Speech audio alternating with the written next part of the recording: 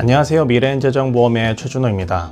이전에도 많이 다뤘던 내용이지만 중요한 내용이기 때문에 오늘은 다시 한번 내용을 다뤄보게 될 롱텀 케어. 메디케어를 이용 중이신 많은 분들께서도 롱텀 케어 혜택이 포함되어 있다고 생각하시는 분들도 많기에 오늘 이 내용 다시 한번 정리하고 어떻게 대비를 해야 하는지 말씀드려 보도록 하겠습니다. 자, 말로 많이 들어봤던 롱텀 케어, 그리고 주변에서도 말하는 이 롱텀 케어, 도대체 비용이 얼마나 들기에 롱텀 케어를 많이 다루는가? 자료에서 보시는 것처럼 LA 지역 기준으로 2025년 대략 집에서 케어를 받으실 경우 86,900불 정도, 널싱홈에 가실 경우 128,000불 정도의 비용이 들었던 걸 보실 수 있고, 미래를 예측해 봤을 때 인플레이션에 따라 그 비용이 더 늘어나는 것을 보실 수 있는데요. 이 어마어마하게 비용이 예상되는 롱텀 케어에 관해 하나씩 내용을 정리해 보겠습니다. 자, 우선 롱텀 케어의 의미를 말씀드려 보도록 하겠습니다. 간단하게 롱텀과 케어를 나눠서 비교해 보시면 되겠는데요. 말 그대로 장기간 동안 돌본다,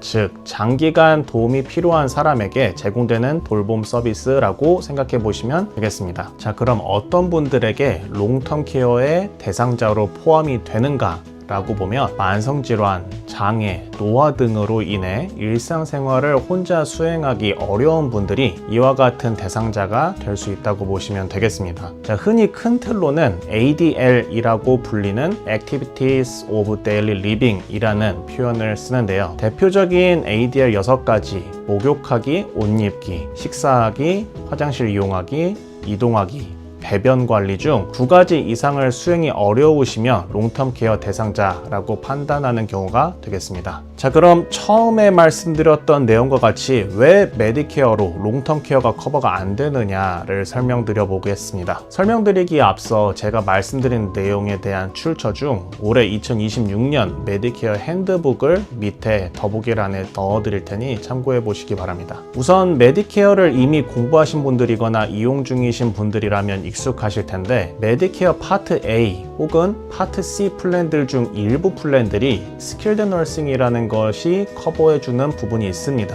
이 스킬드 너싱 패실리티, 즉 전문 간호 시설에 가시게 될 경우는 최소한 3일 연속으로 입원을 하셔야 하는 조건이 되시는 분들이 해당이 되시게 되며, 이 시설을 이용하시게 될 경우 아래와 같이 전문 간호원 분들의 직접적인 케어도 받으시고 영양관리 및 개인에 따라 다양한 추가적인 치료를 받으실 수 있게 되는 곳입니다. 롱텀 케어의 경우에도 전문 간호 시설에 가시는 경우가 해당되실 수 있겠지만, 전문 시설에 가실 만하지 않은 컨디션들이 좀 더 많으실 거라고 생각합니다. 이유는 전문 간호 시설은 좀 더 전문적인 간호 및 치료가 필요한 경우에 해당되시기 때문입니다. 예를 들어 치매나 혼자 거동이 불편하시어 누군가의 부축 혹은 돌봄 정도만 필요하신 경우 등에는 전문적인 간호까지는 필요하시지 않기 때문에 이와 같은 경우에는 전문 간호 시설에 가실 수 없게 되겠죠. 즉 메디케어로 롱텀 케어를 커버받으실 수 없다는 말이 되겠습니다. 자, 다시 전문 간호 시설에 대한 내용으로 돌아와서, 만약 전문 간호 시설을 이용하시게 될 경우 메디케어 파트 A에 해당되어 커버를 받게 되실 텐데, 비용은 보시는 것처럼 1일에서 20일 사이는 1,736불의 디덕터블을 사용하신 후에는 비용이 없으시지만, 21일에서 100일 사이에는 매일 217불씩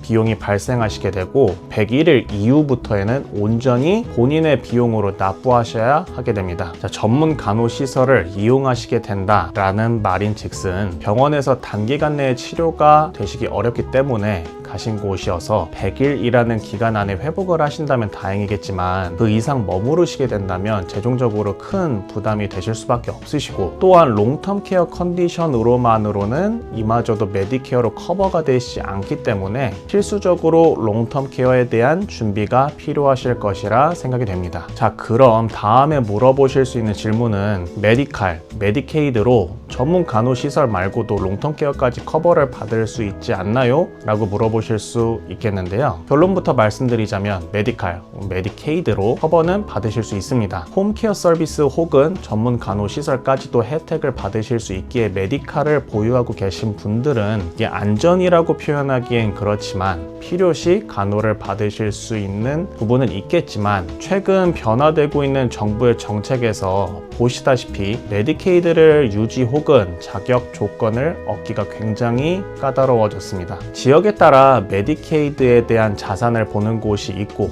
또한 캘리포니아도 65세 이상 그리고 장애를 가지고 있으신 분, 널싱홈에 계시는 분들 등에 대해서도 2026년 1월부터는 다시 자산을 보기 시작했습니다. 그리고 인컴에 따라서도 내용을 보시는 것과 같이 메디케이드의 자격 요건이 쉽지 않기 때문에 자격 요건이 되지 않는 분들은 지금부터 어떻게 준비를 하는 게 좋을지 잘 봐주시면 좋을 것 같습니다. 우선 당연한 이야기겠지만 건강하시고 롱텀 케어 상황이 되시기 전에 준비하시는 게 가장 좋겠죠. 준비 방법으로는 내가 여태까지 모아두었던 자산을 통해서 혹은 제공받으실 연금 등을 통해서도 비용을 납부하시는 것도 많은 자산 혹은 연금을 축적해 놓으신 분이라면 이것도 하나의 아이디어겠지만 세금 혜택도 누리면서 좀 더 많은 비용을 커버받으실 수 있는 롱텀 케어 보험을 가입하신다면 이게 가장 효과적이고 현명한 방법이 되실 거라고 생각합니다. 또한 롱텀 케어 보험의 장점 중 보험사마다 조금씩 차이는 있을 수 있겠으나 그 중에 오늘 말씀드려볼 회사의 경우 한국 혹은 미국 이외의 다른 나라로 가셔서 롱텀 케어 상황이 발생하셔도 이에 대한 베네핏을 그대로 사용하실 수도 있으며 더 나아가서 받게 되시는 롱텀 케어 베네핏은 리임버스가 아닌 캐시로 직접 받아보실 수 있게 되십니다. 자, 이 케이스를 몇 가지 예를 들어 보도록 하겠습니다. 첫 번째, 45세 여성이신 분이 매달 300불씩 15년간만 납입을 하신다는 가정을 두고 그리고 만약 이분이 롱텀 케어 상황 발생 시 4년간 베네핏을 받으실 경우에 대한 시나리오를 말씀드려 보겠는데요. 가입하시고 70세 때 롱텀 케어 상황이 이분이 발생하신다면 이분의 경우 매달 6,378불씩 4년간 베네핏을 받아보실 수 있고 85세 롱텀 케어가 발생하신다면 매달 9,937불씩 4년간 제공받으실 수 있게 되는 걸 보실 수 있습니다. 두 번째, 50세 남성분이 매달 500불씩 15년간 납입하실 경우 그리고 롱텀 케어 상황이 발생하셨을 때 4년간 베네핏을 받는 조건으로 본다면 만약 가입하시자마자 50세에 바로 롱텀 케어가 발생하신다면 매달 5,106불씩 4년간 받으실 수 있게 되고 만약 79세가 되신다면 매달 12,033불씩 4년간 베네핏을 받으실 수 있게 됩니다. 자, 또 다른 시나리오로 많은 분들이 생명보험을 가입하시다가 자녀분들이 잘 성장하셔서 사망보상금이 필요 없으신 분들이 종종 계신데요. 이분들의 경우 생명보험을 캔슬하시게 되면 자라난 이자에 대해서 세금을 납부하시게 되니 그러실 필요 없이 롱텀 케어 보험으로 전환하시는 방법이 있습니다. 이렇게 하신다면 당연히 자라난 이자에 대해 세금을 납부하실 필요도 없으시게 되고요. 자, 그 예시로 60세의 여성분이 생명보험의 캐시밸류가 5만 불 정도 가지고 계시며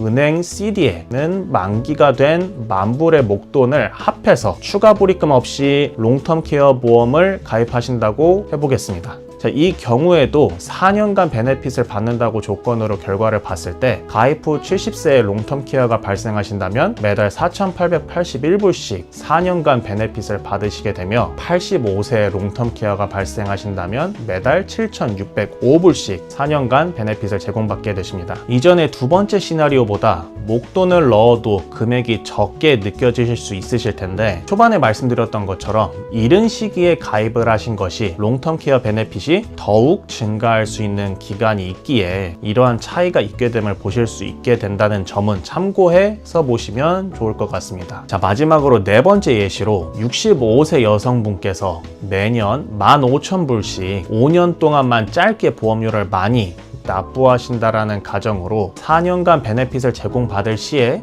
케이스를 보시겠는데요. 가입하자마자 65세에 바로 롱텀 케어가 발생하신다면 매달 3,504불씩 4년간 제공받으시지만 85세쯤 롱텀 케어가 발생하신다면 매달 6,329불씩 4년간 베네핏을 제공받으시게 됩니다. 자, 만약에 롱텀 케어 보험 사용하지 않으면 돈이 없어지는 것인가요? 라는 질문을 물어보실 수도 있겠죠. 자, 그렇지 않습니다. 만약 사용하시지 못하고 사망하시게 된다면 적어도 원금 혹은 케이스에 따라서 그 이상으로 사망보상금으로 남기실 수 있게 되니 손해가 되실 케이스는 없겠습니다. 자, 그래도 오랫동안 보험을 가입했는데 이자 없이 원금 정도만 사망보상금을 받는 게 아쉬우실 수도 있으실 텐데, 오늘 말씀드린 롱텀 케어 보험의 경우에는 다른 여러 베네핏을 줄인 대신에 롱텀 케어 보험을 포커스로 맞춘 보험이기 때문에 그렇다는 점을 말씀드릴 수 있겠습니다. 자, 마지막으로 3가지 정도 주요 사항을 말씀드려 보자면, 제가 베네핏 기간을 4년으로 예시를 드렸지만 경우에 따라 베네핏 기간을 더 짧게 혹은 라이프타임으로도 맞출 수가 있다는 점을 좀 알려드리고 싶은데요. 베네핏 기간이 짧으면 당연히 지금 말씀드렸던 금액보다 좀 더 많아질 것이고, 라이프타임, 롱텀 케어 기간 내내